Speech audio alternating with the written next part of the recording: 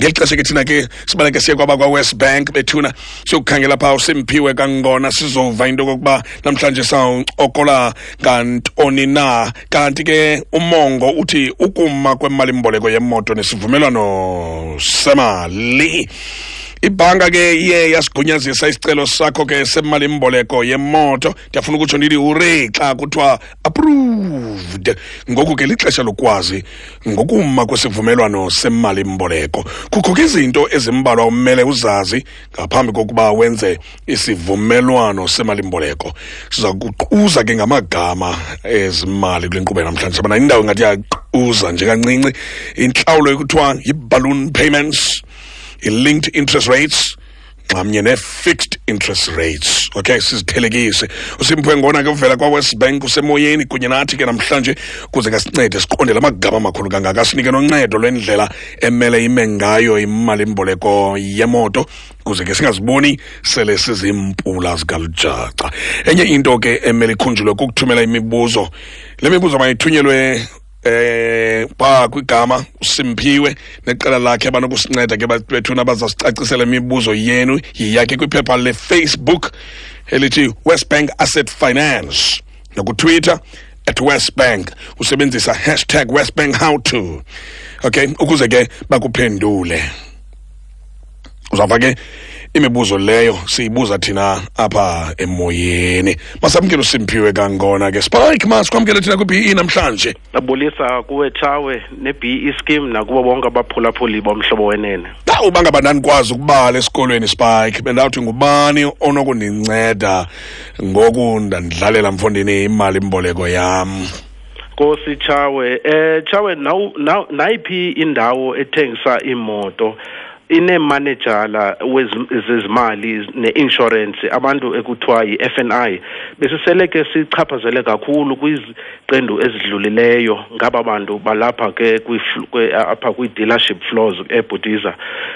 Bhotiza into ebalulekileyo ke ebathengini ke xa befuna uncedo ke kwaba bantu, aba bantu baqeqeshwe ngokukhethekileyo ke ibe babhaliswe kwi-NCA okanye i-FIRES uphase lo mithetho mibini na ukuze ukunika ke i-comfort kubo abathengi ke sinawo ke namakhadi wena Bhotiza anikezelwe i-National Credit Regulator.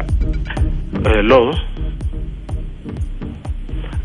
Ayisikhona Spike siphulaphula. Sikhona Bhotiza, inkosi Bhotiza. Sinawo ke namakhadi ke Bhotiza asigonyezisayo basikwazi ukunika amacebo ke abantu ke ngekuphathelele ke kwezemali ke Bhotiza.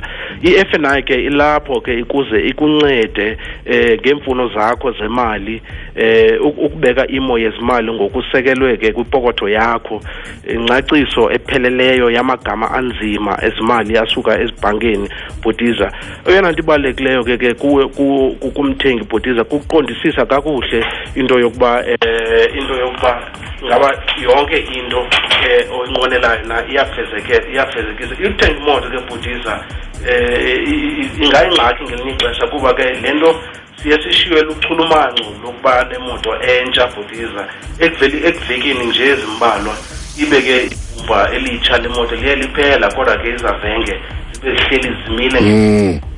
Spike ndinombuzo apha ku-Twitter uvela kuVuyo Matshaya ucela ukwazi ukuba angayihlawula njani na imali mboleko yile sithetha ngayo.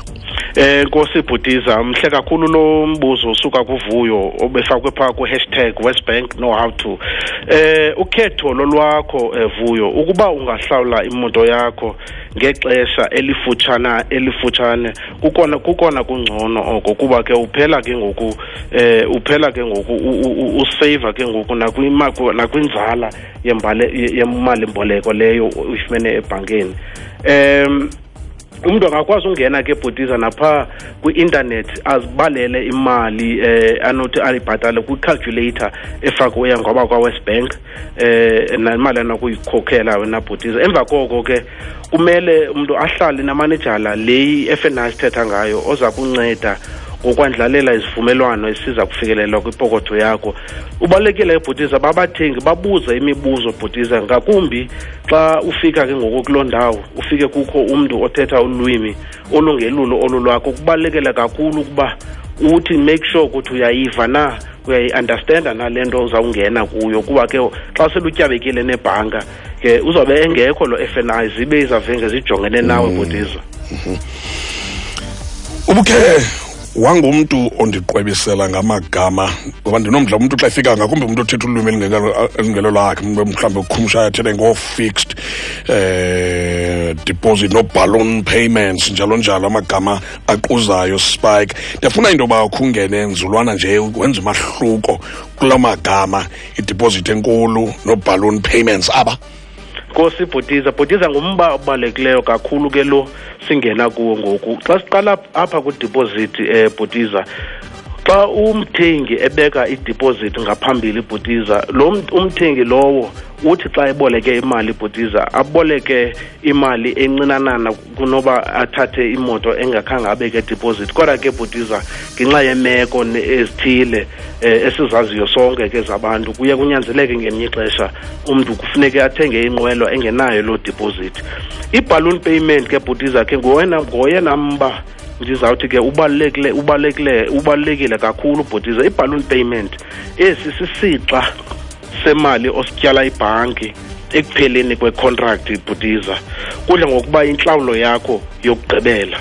Siyafumanisa ke bhutiza apha ezibhankeni ngelinye ixesha uba abantu bayangena kwi-contract, umntu abe ne-balloon payment, ithi yawuphela i-contract bhutiza sibambane ngempondo ke ngoku. Umntu athi hayi mna bendingayazi le nto, kube kungona afuna ukucacisela uba i-balloon payment yintoni na. Kanti ke i-balloon payment ke ikunceda wehlise intlawulo zenyanga, kodwa ke kuza kufuneka uyihlawule yonke le mali ngaphambi kokuba ube ngumnikazi wemoto. Ngelinye ixesha ke bhutiza abantu bakuthi umntu aye athi hayi mna ndiqhathiwe ndanikwa i-balloon payment. Hayi, akunjalo, akusuba kukuqhatha bhutiza, kukuzama ukukhawulelana nemeko yomthengi ukuze izavenge zihle for umthengi.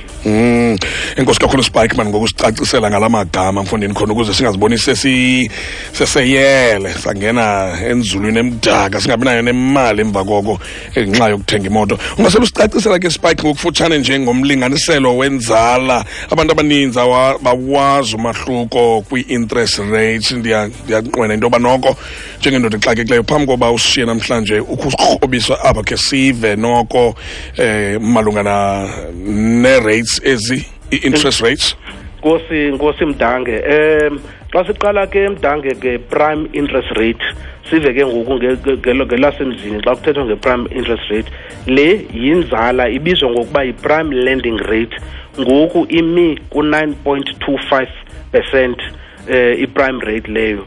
Xa itshintsha i-prime rate ne-linked interest rate yakho iye itshintshe ke bhutiza. Xa sithetha ngomba ke ngoku wobhatala i-interest rates, ibhanki, uvimba webhanki, i-South African Reserve Bank ngokutsho, iza kube ihleli ke nge-23 kaJulayi.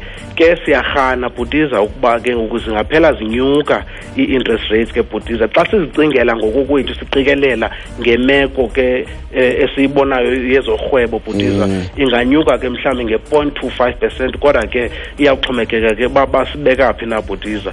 Loo nto ke ngoku ithi umntu one-linked interest rates kanye njengoba igama lisitsho ke bhutiza zayanyaniswa ne-prime interest rate. Noko ke ngenxa yokuba zinxulumene i-interest rate nentlawulo yakho yenyanga ziza kutshintsha xa kutshintsha i-prime interest rate. I-fixed interest rate ke yona bhutiza iba phezulu kune-linked interest rate xa uqala, kodwa ke kukho inzuzo kune-interest rate kuba zona azitshintshi kwi-contract yakho.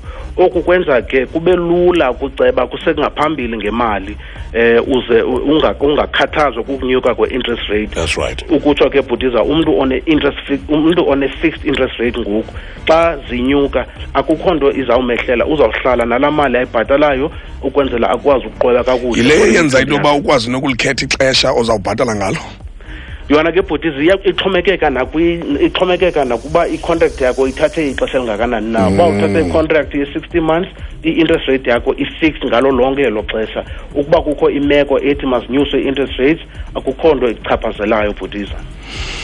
Spike masibulele kakhulu ngokuvula amehlo kubaphulaphuli usinceda kuba siqonde nomahluko phakathi kwazo nezi ndlela ze-rates kuthethwa ngazo. Kuzile namhlanje kodwa hayi wachaze kamnandi onke lamagama neentsingiselo zawo. Simphiwe Kangona lo simbambe thina kwi-breakfast eyondlayo ekuseni ke. Siyathemba ke ukuba abakwa-West Bank bakuncedile ukuze wazi mphulaphuli la magama amakhulu kangaka asebhankini nokuze ke uqonde indlela ime ngayo imali mboleko okanye imboleko mali yemoto yakho. Ukuba kusekho imibuzo onayo sicela ke uyixhome kwiphepha lethu lapha kwa-Facebook elithi West Bank Asset Finance. Okay, ku-Facebook khasi lethu West Bank Asset Finance, naku-Twitter ihandle yakhona ithi @WestBank. Usebenzisa ke wena ke la hashtag WestBank How To. Enkosi ke pha kuSpike Nkqubo namhlanje bethuna nokusibonisa indlela zokufaka isicelo semali mboleko. Kwiveke ezayo ke sakhangela impazamo ezenziwa ngabanye abantu xa bethenga imoto nezinto nokuzenza ukuze ukhusele imoto yakho.